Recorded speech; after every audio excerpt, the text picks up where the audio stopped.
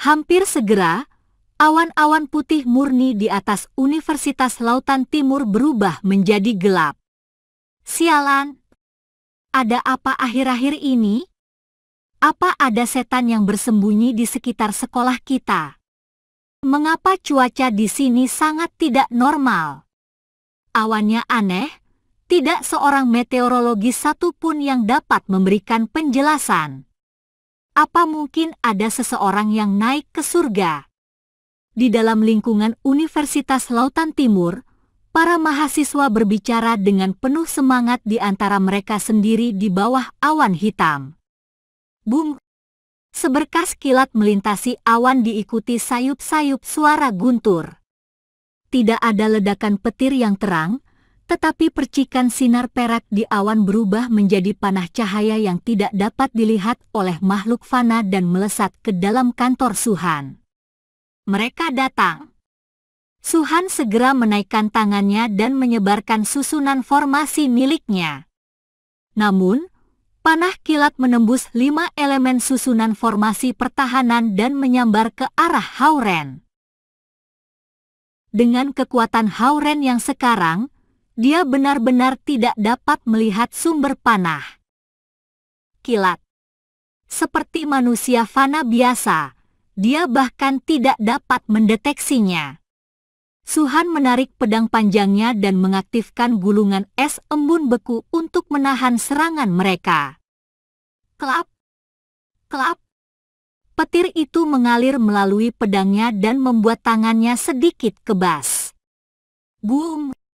Pecahan petir di dalam ruangan bergabung menjadi seberkas petir yang besar sebelum menabrak kepala Hauren.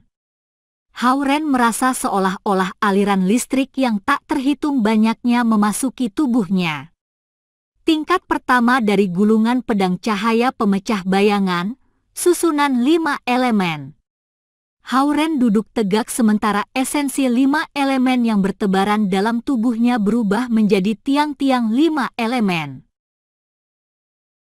Ke-24 ruas-ruas tulang belakangnya berhubungan dengan 24 ki, 12 bagian dari trakea berhubungan dengan 12 Chonglou, dan 18 gulungan usus halus berhubungan dengan Hegu. Jantung disebut sebagai Jianggong, paru-paru sebagai Huagai, lidah disebut sebagai Huaci, dan kaki disebut sebagai Yongkuan. Kultivasi menggunakan petir. Keseimbangan 5 elemen memungkinkan untuk menerima petir secara langsung. Petir itu memasuki tubuh Hauren dan tetap diam. Sementara itu, awan-awan gelap menyebar dan langit menjadi jernih lagi. Melihat Hauren dengan takjub, Suhan menyingkirkan pedang panjangnya dan mengusap tangannya yang kebas. Apakah ini kultivasi petir yang legendaris? Pikirnya, memperkuat tubuh dengan petir surgawi dan menarik kekuatan dari petir duniawi. Berdiri di luar 5 elemen, mendominasi mereka, dan menggunakan mereka dengan mudah. Teknik petir dapat menghancurkan teknik-teknik elemen yang lain. Kultivasi petir yang memungkinkan kultivator untuk maju di level dan tingkatan melalui penderitaan petir. Merasa takjub, Suhan melihat ke arah Hauren yang masih mengatur napasnya dengan mata tertutup. Apa mungkin bahwa gulungan pedang cahaya pemecah bayangan sama sekali bukan teknik 5 elemen maupun teknik kultivasi pedang tetapi teknik kultivasi petir? Teknik kultivasi petir yang dapat menarik petir di alam dengan bantuan 5 elemen. Beberapa saat kemudian, Hauren membuka matanya. Cahaya muncul di matanya sebelum kembali ke dalam tubuhnya. Suhan, apa aku mengalami terobosan? Tanya Hauren. Coba aku lihat. Suhan memaksakan ekspresi tenang di wajahnya sebelum mendekat dan memegang tangan Hauren. Kelima elemen itu secara merata ditempatkan di dalam tubuhnya, murni dan bersih. Meskipun esensi alam masih lemah, ia telah meletakkan dasar yang kuat untuk pengolahan di masa depan. Setelah penguatan awal oleh petir surgawi, kelima elemen di tubuhnya tidak lagi kacau tetapi terorganisasi dengan baik. Semakin Suhan memeriksa, semakin terkejut dirinya. Dia sangat syok sehingga dia lupa untuk melepaskan tangan Hao-Ren. Bagaimana? Melihat Suhan tidak melepaskan tangannya, Hao-Ren bertanya dengan cemas. "Oh, kau oke?" Suhan menanggapi dan melepaskan tangannya. Jari-jari Suhan halus dan lembut seolah-olah tidak bertulang. Cemas akan kemajuan kultivasinya, Hao-Ren tidak meraih kesempatan untuk menikmati rasa dipegang olehnya. Jika itu pria lain, dia akan sangat senang sementara Suhan memegang tangannya begitu lama. Hanya oke. Hao-Ren merasa kecewa. Dia telah memfokuskan semua perhatiannya untuk mengarahkan petir di dalam tubuhnya dan bekerja keras untuk menjaga energi agresif itu dapat dikontrol.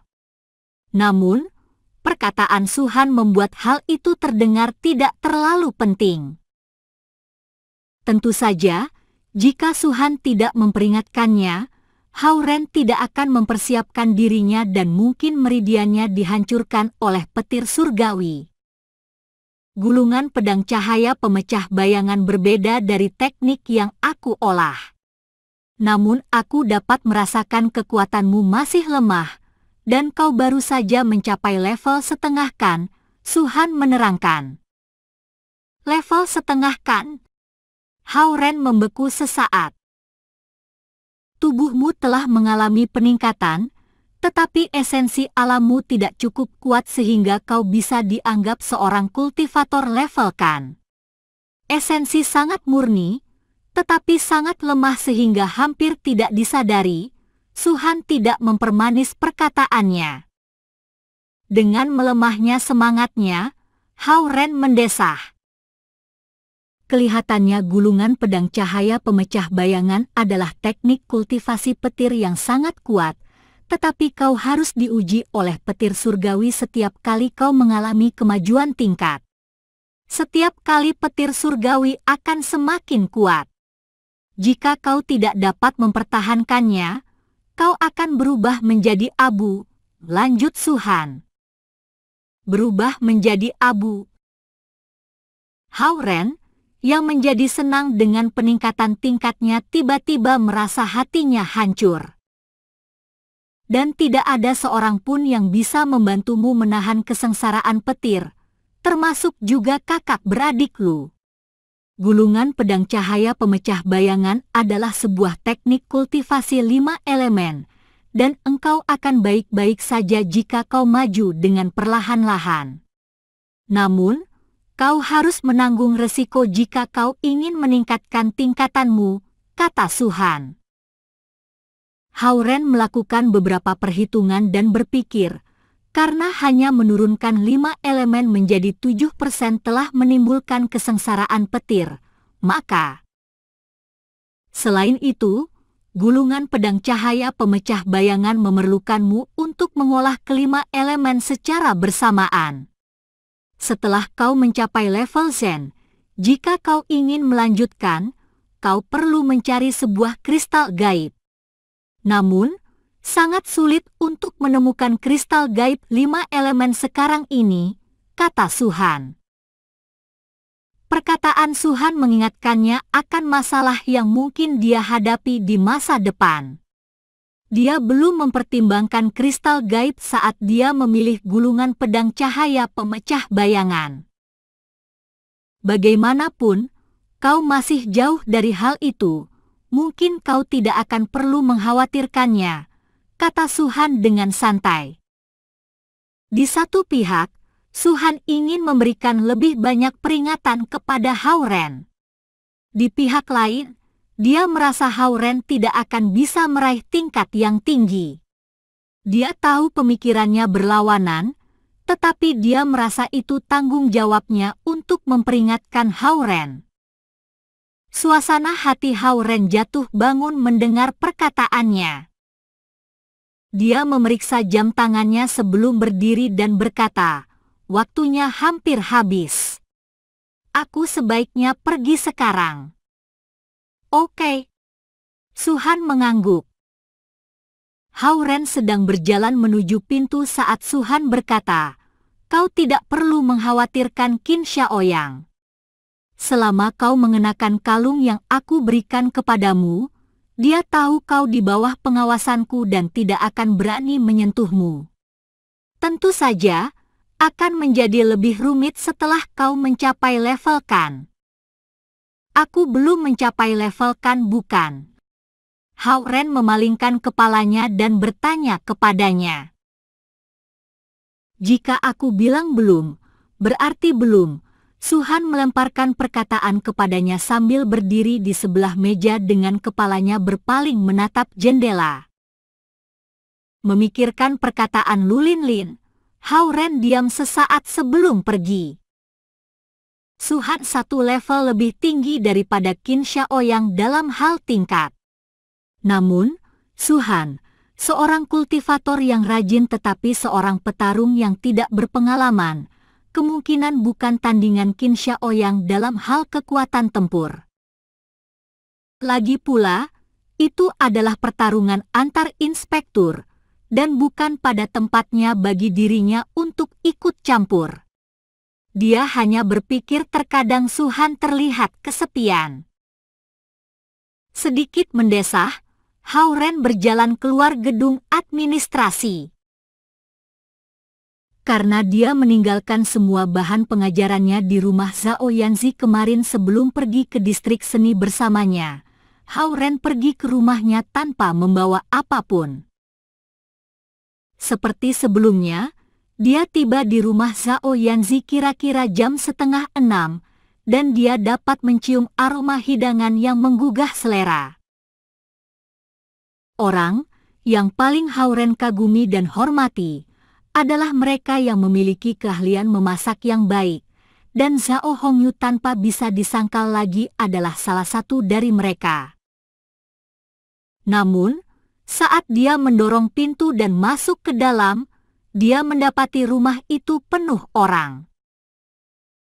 Selain Zhao Yanzi dan orang tuanya, ada paman ketiga Zhao Yanzi, Lu Qing yang berambut putih dan tampak ramah, tetua San yang pendek dengan mengenakan pakaian tradisional, dan banyak lagi.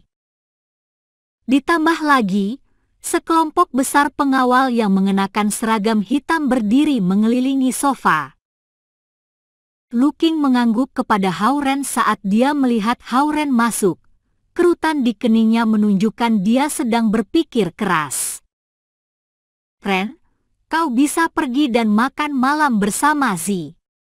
Kami sedang berada di tengah-tengah sebuah diskusi," kata Zhao Hongyu pada Hao Ren. "Oke." Hao Ren menjawab sebelum berjalan ke meja makan. Zhao Yanzi sudah berada di meja, sedang makan sendirian dalam diam. Hao Ren melangkah ke sana dan duduk di sebelahnya sebelum mengisi mangkuknya dengan nasi. Zhao Yanzi tidak melihat ke arahnya. Dia menajamkan pendengarannya saat dia mendengarkan dengan cermat pada percakapan di ruang tamu. Kali ini, Lautan Barat melakukan persiapan dengan baik. Dikatakan Zheng tua yang belum pernah keluar dari kultivasi pengasingan selama ratusan tahun, akan muncul. Aku pikir mereka tidak akan kembali dengan tangan kosong. Seorang tetua, yang Hao Ren tidak kenal, berkata, "Jika mereka ingin bertarung, maka kita akan bertarung. Kita tidak takut pada mereka." Zhao Kuo berteriak. "Tetua Zhao, diam." Seorang tetua wanita dengan pakaian indigo sederhana memelototinya dengan matanya. Zhao Kuo langsung menutup mulutnya, walau hanya sementara. "Aku pikir kita bisa setuju pada semua hal yang mereka minta kecuali yang berhubungan dengan Zi, Tetua San yang pendek melihat ke atas karena dia duduk di sofa dan berkata pada orang-orang yang berada dalam ruangan itu. Tetapi kali ini, Raja Naga yang datang sendiri dan mengundang Tetua MU yang belum pernah keluar selama lebih dari 300 tahun. Apapun yang Lautan Barat inginkan, mereka harus mempertimbangkan kekuatan klan naga elemen kayu dan tidak akan cukup berani untuk melakukan pertarungan, kata seorang tetua yang lebih muda. Tetua MU sendirian dan tidak mewakili klan naga elemen kayu.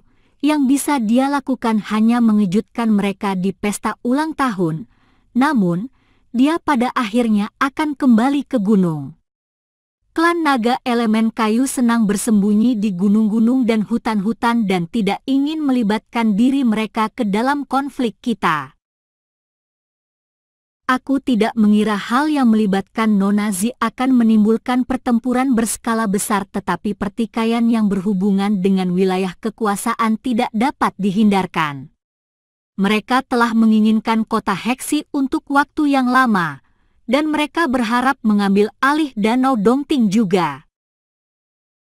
Mereka memperebutkan daerah kekuasaan. Hao-Ren mulai berkeringat saat mendengarkan percakapan mereka. Jika dia tidak tahu mereka naga abadi, diskusi mereka dan pria-pria dengan seragam hitam yang mengenakan kacamata hitam di belakang mereka akan membuatnya percaya mereka bagian dari mafia. Oke. Melihat para tetua akan saling berdebat di antara mereka, Zhao Guang menaikkan tangannya dan berkata, "Aku telah memutuskan. Aku tidak akan mundur dengan masalah Zi. Sedangkan dengan pembagian daerah kekuasaan, mereka adalah masalah yang bisa kita negosiasikan. Lagi pula, kekuatan berbicara lebih keras pada masalah-masalah ini, dan kita perlu mempertimbangkan pendapat Raja Naga lokal juga." Zhao Guang melihat ke sekeliling ke arah para tetua dan berkata, "Tetua San, Anda terus memperhatikan situasi di kota Lautan Timur. Tetua Liu, Anda pergilah ke Danau Dongting dan kota Heksi dan berteman dengan Raja Naga lokal. Tetua Lu, tanggung jawab Anda sekarang adalah merawat Lu Linlin dan Lu Lili yang akan menjadi kekuatan besar kalau kita harus bertempur dengan Lautan Barat. Tetua Su, kau akan bertanggung jawab pada masalah internal dari Istana Naga." Zhao Guang mengeluarkan instruksi-instruksi dengan cara yang terorganisir. Dia benar-benar seorang pemimpin yang sesungguhnya. Para tetua mendengarkan instruksi dengan kepala mereka ditundukkan saat ketukan terdengar. "Siapa itu?" "Waspada," Zhao Hongyu bertanya. "Wali kelas Zhao Yanzi. Aku kesini untuk kunjungan lanjutan," balas sebuah suara. "Ah!" Zhao Hongyu mengetuk kepalanya. "Aku lupa." Dia segera berbalik kepada para tetua dan berkata, "Tetua San, Tetua Lu, tolong tinggallah.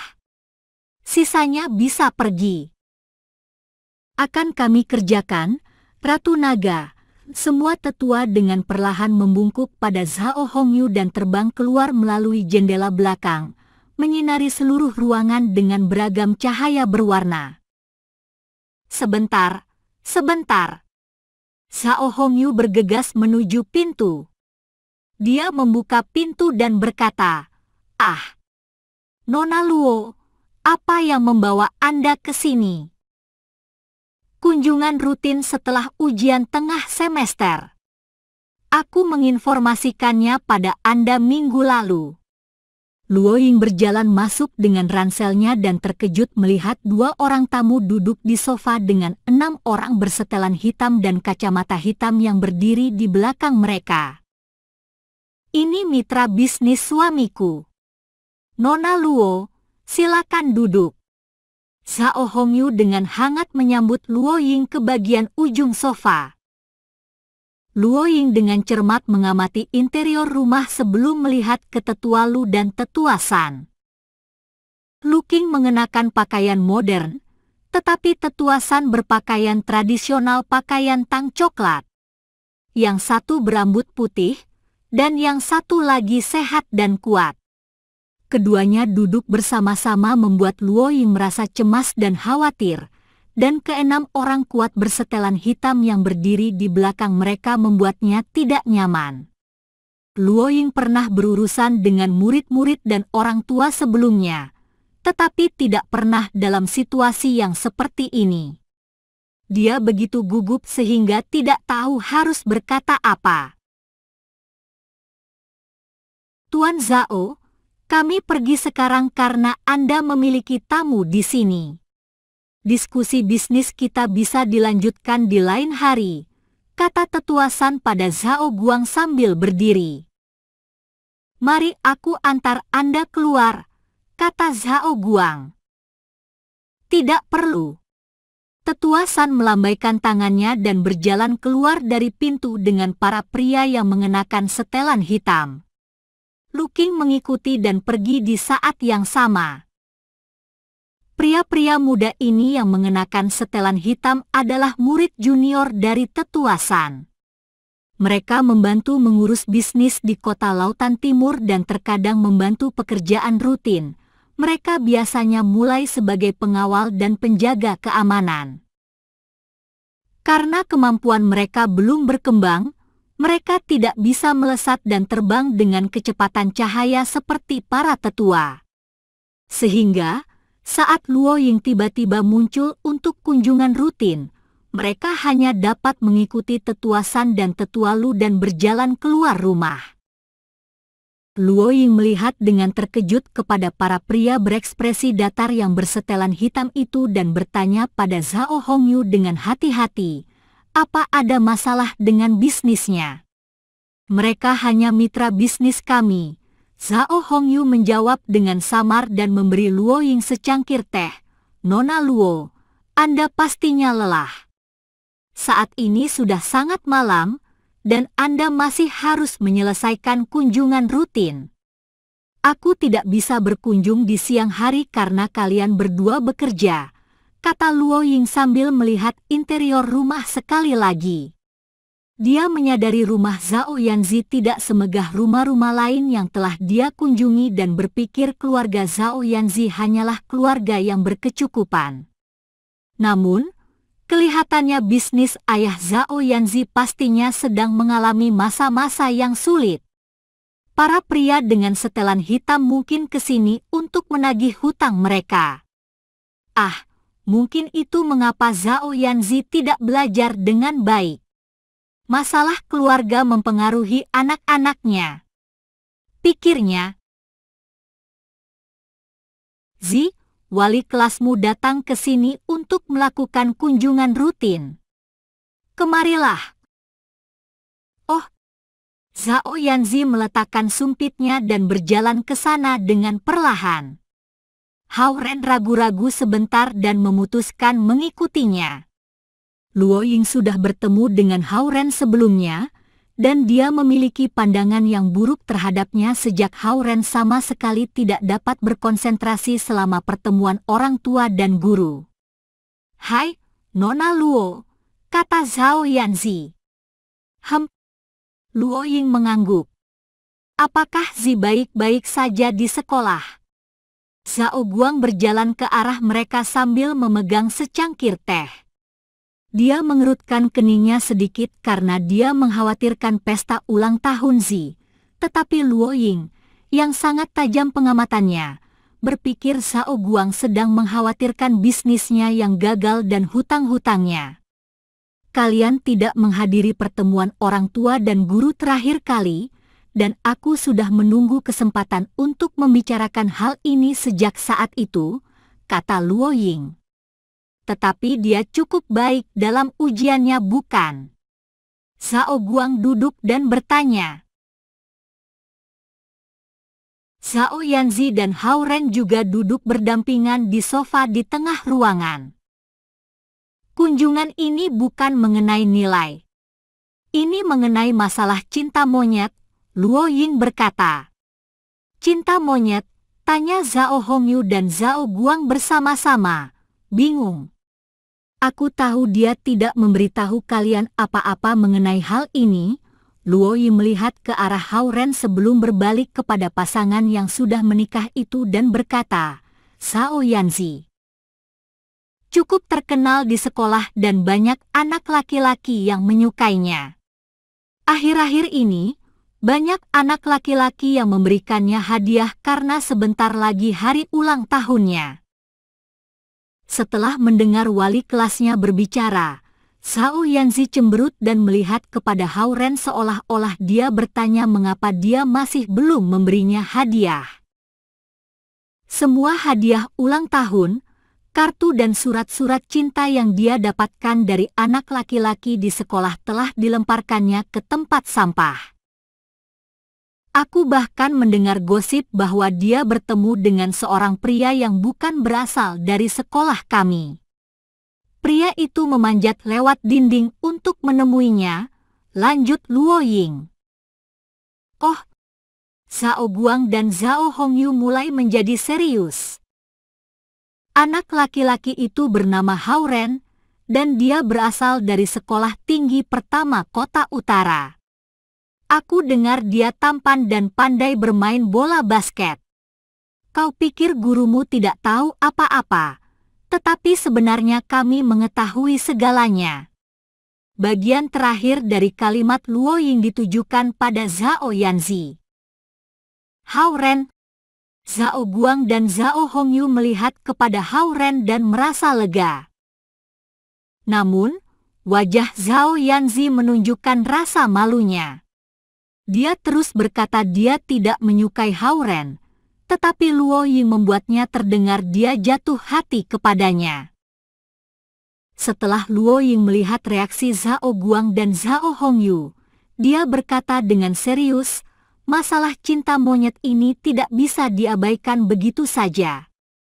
Dan mengenai pria yang bernama Hao Ren, aku menyarankan Anda bekerja sama dengan sekolah dan memeriksanya. Zhao Hongyu melirik pada Zhao Yanzi, dan wajah Zhao Yanzi langsung berubah menjadi merah. Sekarang, belajar sangat penting. Cinta monyet seharusnya tidak diperbolehkan. Nilai-nilai Zhao Yanzi mulai menjadi baik, dan sebagai orang tua, Anda seharusnya tidak hanya memusatkan perhatian pada bisnis Anda saja dan mengabaikan pendidikan anak Anda. Luo Ying melihat pada Zhao Yanzi dan orang tuanya sambil terus berbicara. Bagaimana? Bagaimana dengan bertunangan? Tiba-tiba Zhao Hongyu bertanya ketika dia menginterupsi. Tunangan? Pikiran Luo Ying menjadi kosong ketika dia berkata, apa ini lelucon? Zhao Yanzi masih di kelas 8. Apa maksud Anda tunangan? Apa yang kalian pikirkan sebagai orang tua? Baik, Nona Luo. Kami mengerti. Zhao Guang menaikkan tangannya dengan tenang dan bertanya, apa Zi punya perilaku buruk lainnya di sekolah? Perilaku buruk lainnya? Yah, dia tidak mendengarkan pelajaran, dia senang mengobrol di kelas, membaca komik di kelas, dan bahkan terkadang membolos untuk pergi dan bermain. Dia bahkan membawa temannya, Sue Ling, bersamanya. Juga, dia selalu berdebat dengan anak-anak laki-laki selama kelas olahraga. Sekali, saat dia sedang makan siang, dia dengan sengaja menumpahkan sup ke baju anak perempuan dari kelas lain. Luo Ying terus menyebutkan perilaku buruk Zhao Yanzi, dan membuatnya terlihat buruk. Hao Ren memalingkan kepalanya sedikit ke arah Zhao Yanzi.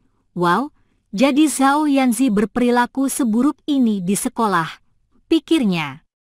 Wajah Zhao Yanzi berubah dari pucat ke merah, kemudian merah ke hitam, dan kemudian dari hitam ke hijau. Akhirnya, dia tidak tahan lagi untuk berdiri dan berteriak, Nona Luo. Itu karena mereka memulainya duluan. Oke, Haruskah aku membiarkan mereka mengganggu diriku dan tidak melakukan apa-apa? Oh ya, satu lagi. Dia sering membantah perkataan para guru. Luo Ying berkata perlahan. Bra. Zhao Yanzi melemparkan kipas kecil ke sofa dan berjalan ke arah tangga. Hao Ren berdiri dengan cepat tanpa menunggu tanda Zhao Hongyu dan juga naik ke atas tangga. Bra. Zhao Yanzi pergi ke lantai 2 dan dengan sengaja membanting pintu. Zhao Hongyu, yang berada di ruang tamu di bawah, tersenyum canggung dan berkata, Nona Lu, tolong abaikan dia. Hao Ren pergi ke lantai 2 dan berjalan menuju pintu yang memiliki sebuah tanda anak babi. Di atasnya, dia berusaha memutar pegangan pintu dan menemukan pintu itu terkunci. Zik! Hao Ren berteriak dari luar kamar, tetapi Zhao Yanzi tetap diam di dalam. Esensi 5 elemen, serap. Hao Ren meletakkan tangannya di pegangan logam pintu dan menggunakan gulungan pedang cahaya pemecah bayangan saat dia menyerap beberapa elemen logam dan melonggarkan mekanisme kunci pintu. Pintu terbuka. Hao Ren melihat Zhao Yanzi berbaring di tempat tidurnya, matanya merah. Ada apa? Apa kau menangis? Hao Ren menutup pintu dan bertanya sebelum berjalan menuju tempat tidur. Bukan urusanmu. Zhao Yanzi melemparkan bantal ke arah Hao Ren dan berkata dengan nada menangis.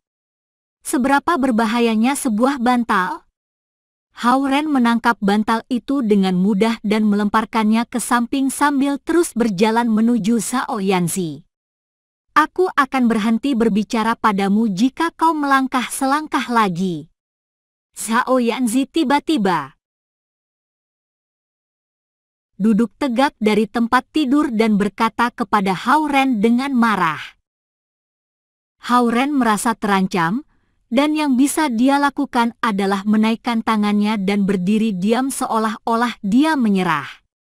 Zhao Yanzi berbalik dan berbaring di tempat tidur sekali lagi, meninggalkan Hao Ren dengan sedikit pandangan tipis dari punggungnya. Aku juga seorang murid yang nakal. Hao Ren berdiri di tempat sambil berbicara lembut padanya. Yah, benar. Siapa yang akan mempercayai hal itu? Kau pasti murid yang baik. Kalau tidak, mengapa kau begitu pandai belajar? Zhao Yanzi mengeram sambil menatap dinding. Tidak. Serius. Nilaiku bagus, tetapi aku tidak pernah mendengarkan guru-guruku. Aku selalu membuat mereka pusing. Jika kau tidak percaya, kau bisa pergi ke sekolah tinggi pertama kota utara dan bertanya. Siapa yang peduli masa lalumu? Zhao Yanzi terus berteriak. Percakapan itu terhenti. Apa aku murid yang buruk? Zhao Yanzi berhenti sesaat dan tiba-tiba bertanya. Tidak, kau pintar, baik dan manis. Sekarang, Hao Ren tidak punya pilihan untuk mengatakan hal-hal yang baik. Aku bukan murid yang baik, aku benci murid yang baik. Zhao Yanzi berteriak. Aku punya kesempatan 50%, dan aku salah memilih, pikir Hao Ren. Aku tahu kau suka murid yang baik. Zhao Yanzi tiba-tiba berkata dengan marah. Oh, mengapa? Hao Ren bertanya.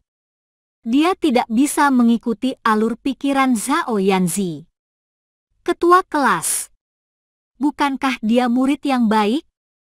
Pintar, baik dan manis, kata Zhao Yanzi dengan marah. Wah, ada apa dengan kecemburuan ini?